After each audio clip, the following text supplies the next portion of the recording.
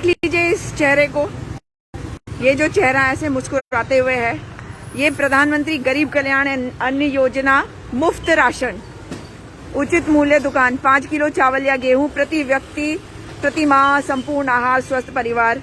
ये जो व्यक्ति है ये हमारी फोनों की हैकिंग करवा के हमें गरीब बनाने की पूरी ताक में है।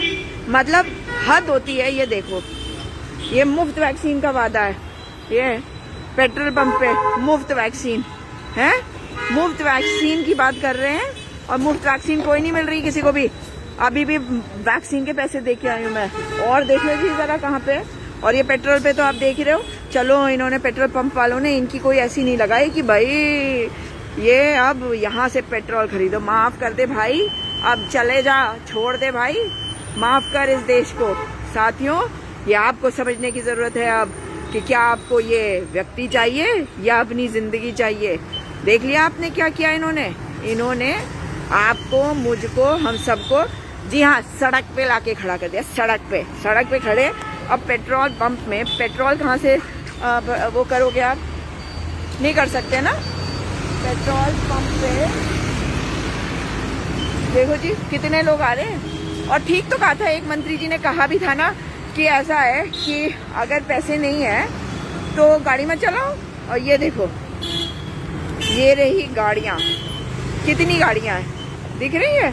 सब अब इसी हालत में है। कोई स्कूटर चला रहा है, कोई मोटरसाइकिल, ये आया एक गाड़ी वाला, ये आया दूसरी गाड़ी वाला।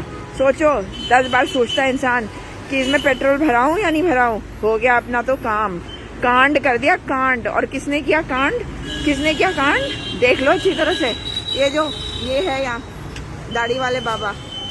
और ये धन्यवाद मोदी जी, बहुत कर दिया आपने हम लोगों के लिए। अब आप हमारा पीछा छोड़ो, जान छोड़ो। और साथियों, अपनी जान बचानी है तो अब कहीं पे भी इनको नहीं देना है वोट, समझ लो। उत्तराखंड की जनता, उत्तर प्रदेश की जनता, अरे उत्तर प्रदेश में देखो क्या कर रखा है इन्होंने लड़ाई झगड़ा करवा दिया। आप जानते हैं भाई, इतनी महंगी पेट्रोल, डीजल, तेल, खाओ तो खाओ क्या, कुछ खाने के लायक हैं आप। और ये देखो मुफ्त राशन, भाई अब अपना नाम इसमें रजिस्टर करवा लो, क्योंकि अब प्रधानमंत्री गरीब कल्याण अन्न योजना में मुफ्त राशन मिलेगा। पहले अच्छा खासा एक राशन कार्ड होता था, अब वो राशन कार्ड भी नहीं है। राशन कार्ड से पहले खाना तो मिल जाता था, अब तो भाई या तो भीख मांगो और या फिर इनके भरोसे रहो और कहो कि कितने बढ़िया व्यक्ति हैं ये, क्योंकि ये मुफ्त का राशन दे रहे हैं। मतलब ये चाहते हैं कि आप लोग ऐसे गरीब हो जाएं, ऐसी हालत आपकी हो जाए कि आप इन पर निर्भर हो जाएं। तो अब ये आपको सोचना है कि आपको क्या इनके ऊपर निर्भर होना है। इतनी महंगाई जो झेल रहे हैं, ये महंगाई क्यों झेल रहे हैं? इसलिए झेल रहे हैं क्योंकि आपने इनके वादों को मान लिया था। आपने सोचा था जो ये कह रहे हैं वही करेंगे। ऐसा धोखा दिया ना बेटा, ऐसा धोखा दिया है कि सब सड़क पे आ गए हैं। जय कांग्रेस, जनता साथ है। नंद कुमार जी बिल्कुल। और ये देखो आया, अबे गाजर मूली की तरह काट के खा जाऊंगी तेरे को मैं, समझे, बल्कि कुत्ते को खिला दूंगी, देखेगा। अबे ओए कच्चर पच्चर, ये देख, इसको खिलाऊंगी मैं, इसको देख, इसको खिला दूंगी। ये भी बेचारा भूखा है, दिख रहा, ये भी बेचारा भूखा है, समझ गया। हाँ, हेलो। हाँ देखो, वो भी भूखा है, वो भी मांग रहा है। बेटा इससे मांग, ये दाढ़ी वाले बाबा से देख। दाढ़ी, अरे मेरे पीछे मत आ बेटा, तू दाढ़ी वाले बाबा से मांग ले, दाढ़ी वाले बाबा देंगे। अब ये समझ लो कि कहीं पे खाना नहीं मिलने वाला। थोड़े दिन में ये ऑटोमेटिक पेट्रोल पंप, मतलब इंडियन ऑयल। अबे इंडियन ऑयल कितने दिन तक रहेगा साथियों, सोच के देखो। हैं, मुफ्त राशन की जो बात करता हो और ऐसे दिखाता हो जैसे हम पे बड़ा एहसान कर रहा है।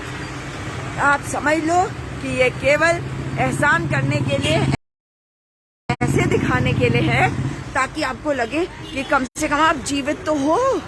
आप इनका धन्यवाद इस बात के लिए करोगे कि अरे खाना मिल जाता है, पीना मिल जाता है, हम जिंदा तो हैं भाई, जिंदा तो है।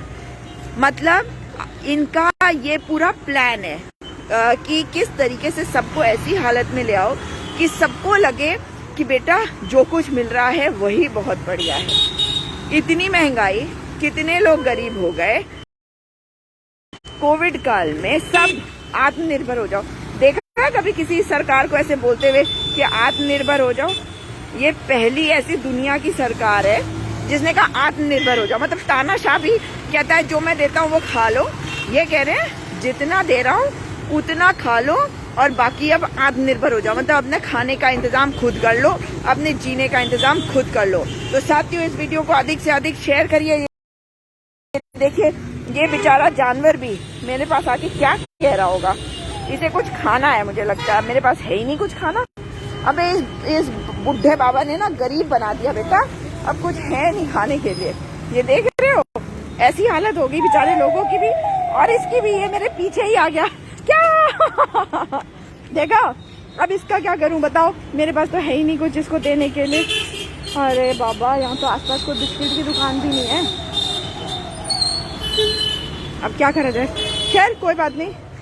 हेलो भाई, अगर ऐसी हालत होनी है कि सड़क पे ऐसे घूमते रहो तब तो आप जानते हो कि आपको क्या करना है, वरना समझदार हो और जान जाओ कि आपको अब की बार क्या करना है। उखाड़ कर फेंकना है इस सरकार को। मतलब जो ये कहते हैं कि आत्मनिर्भर हो जाओ, जो ये कहते हैं, और ये इनके भक्त मत बोला करो इन्हें, ये गुलाम है, गुलाम मानसिकता वाले लोग हैं। ये क्या बताते हैं कि आपके पास तो जो कुछ है आज इन्हीं की वजह से, 70 साल में कुछ नहीं हुआ, बोलते हैं ना, ऐसे कार्टून शो है कि बस क्या बताएं। खैर साथियों, आप लोग इस वीडियो को अधिक से अधिक शेयर करिएगा और आप लोग भी अपनी बात को रखा करिए और सच बताया करिए कि आप देखिए, अभी बताती हूँ, देखो बिल कितना भयंकर बिल आया, ये देखो। अगर सोच रहे हो कि ऐसे ही बोल रही हूँ मैं, कितना दिख रहा है, क्या उल्टा दिख रहा होगा, मगर कोई बात नहीं, आप समझ जाओगे कि क्या है। 4000 रुपए का बिल भाई, मतलब थोड़े दिन पे तो साइकिल क्या पैदल ही चलना पड़ेगा। और कितना लीटर है भाई ये पेट्रोल। चलो जी, ये तो दिख नहीं रहा मुझे, पर जितना भी है आप समझ ही सकते हो कि इन्होंने क्या हालत कर दी है। तो चलो साथियों, इस वीडियो को अधिक से अधिक शेयर करो। दोबारा आपसे मुलाकात होगी कुछ देर में कुछ चैनल्स पर, उसके बाद एक लाइव में आपको दिखाऊंगी कि केदारनाथ मंदिर का क्या हाल हो रहा है। केदारनाथ में किस तरह से हमारे पंडा पुरोहित सड़कों पे है। 6:25 पे वीडियो चलेगी, उस वीडियो को देखिएगा, अपने तीर्थ पुरोहितों का साथ दीजिएगा, क्योंकि उनके घरों को तोड़ने के लिए सरकार ने प्रशासन के अधिकारियों को भेजा है। जबकि सरकार ने ये कहा है, पुष्कर सिंह धामी जी ने, कि हम एक हाई पावर्ड कमेटी बनाएंगे, इस पर चर्चा करेंगे। तो जब एक तरफ हाई पावर्ड कमेटी बन रही है, तो हमारे तीर्थ पुरोहितों के घरों को तोड़ने के लिए इन्होंने कैसे किसी को भेज दिया। अधिकारियों को माफी मांगनी पड़ी, पीडब्ल्यूडी वालों को, और वो वापस गए। लेकिन इस सरकार पे भरोसा नहीं कर सकते आप, क्योंकि ये भी समझ लीजिए कि ये जो सरकार कर रही है, ये उत्तराखंड की सरकार कम, ये उत्तराखंड की कठपुतली सरकार है। क्योंकि जो कुछ किया जा रहा है केंद्र के द्वारा किया जा रहा है, इनके अंदर क्षमता नहीं है। अब की बार उत्तराखंड की जनता उखाड़ फेंकना इनको, दोबारा से इनको सत्ता में कभी मत आने देना। अब तक सब कुछ शांतिपूर्ण तरीके से चल रहा था। कहते थे आप लोग कि कांग्रेस पार्टी किसी धर्म समुदाय को लेकर अपीजमेंट पॉलिटिक्स कर रही है। अरे हम तो सबको अपने तरीके से जीने देते थे। कांग्रेस पार्टी ने तो कभी किसी के जिंदगी में हस्तक्षेप नहीं किया। और क्या किया इन्होंने हिंदुत्व का नारा दिया। और हिंदुत्व क्या है? हिंदुत्व शब्द वीर जिसको ये बोलते हैं, कायर सावरकर ने एक किताब लिखी थी जिसमें हिंदुत्व के बारे में लिखा था। हिंदुत्व शब्द सावरकर का बना हुआ है। आप भगवान पे विश्वास करते हैं, यदि आप सचमुच में सनातन धर्मी हैं, अगर आप सच में हिंदू हैं, तो आप क्या उस बात को मानेंगे जो सावरकर जैसे कायर ने लिखा, जिसने अंग्रेजों से 8 बार माफी नामे लिखकर माफी मांगी? सोचिए, अगर आज इनका बस चला होता तो हम आजाद नहीं होते। इसलिए अब की बार इनको उखाड़ कर फेंकना है, अपने अपने राज्यों से उखाड़ कर फेंकना है, केंद्र से उखाड़ कर फेंकना है। और मोदी जी जिस तरह से सबकी जासूसी कराते हैं, वो सिर्फ इसलिए ताकि वो सत्ता में बने रहे। अब आप समझ गए। आप कहते थे ना कि जो गरीब परिवार से आया है उसे किसी चीज की जरूरत नहीं है, उसे सत्ता की जरूरत है। सत्ता की जरूरत इसलिए है ताकि वो बैठा रहे उस कुर्सी पर, चाहे आप मरते रहे। केवल दो व्यक्ति बढ़ते जा रहे हैं इस देश में। ऐसा क्यों नहीं है कि कोई नया व्यक्ति अमीर बनता हुआ, उठता हुआ नजर नहीं आ रहा। हम कल्याणकारी राज्य हैं, लेकिन जिस तरीके से दो लोगों को आगे बढ़ाया जा रहा है उसका कारण है मोदी जी, और मोदी जी का झूठ, मोदी जी का फरेब। वे प्रधानमंत्री बनकर ये कहते हैं कि कांग्रेस पार्टी लोगों के बीच में झूठ फैला रही है, उनको एक्सपोज करो। अरे ये तो बेशर्मी की बात है, क्योंकि देश का प्रधानमंत्री तो देश का प्रधानमंत्री होता है, वो अपनी पार्टी का प्रधानमंत्री थोड़ा ही होता है। मगर मोदी जी मात्र अपनी पार्टी के प्रधानमंत्री बनकर रह गए हैं। इसलिए आपको अपनी आवाज करनी होगी बुलंद, ताकि इस तानाशाही सरकार से लड़ सके, देश को बचा सके, आने वाली पीढ़ियों के लिए देश को संभाल सके। देश को 100 साल पीछे कर दिया इन्होंने। मगर एक बात याद रखिए कि कांग्रेस पार्टी आएगी तो दोबारा स्थिति को संभाल के दोबारा से विकास पथ पर अग्रसर करने का हमें मौका फिर से मिल जाएगा। कांग्रेस पार्टी आएगी तो कांग्रेस पार्टी आप लोगों के बारे में सोचेगी। इनके बारे में तो नहीं सोच सकते आप कि ऐसा सोचेंगे ये आपके लिए। कभी सोचा आपने कि भाजपा आपके लिए सोचेगी? अरे कभी सोच के देखिएगा कि इतनी घटिया पार्टी है ये, इतने घटिया लोग हैं जिन्हें ये शर्म नहीं आ रही कि इनकी पार्टी में केवल 2 लोग हैं, लेकिन इन्हें लगता है कि हम सत्ता में हैं, हमारे पास कुछ तो अधिकार है, इसलिए बोलते नहीं है। और बोले भी कैसे जानते हैं, हर हथकंडा अपना सकते हैं। यही होता है, इसी को तो कहते हैं क्रिमिनलाइजेशन ऑफ पॉलिटिक्स, राजनीति का अपराधीकरण। जब अपराधी मानसिकता वाले लोग राजनीति में आते हैं तो राजनीति, जिसको आप और मैं हमेशा से गंदी राजनीति बोलते थे, वो घटिया राजनीति, नीच राजनीति, नीचता की राजनीति, नीच लोगों की राजनीति बनकर रह जाती है।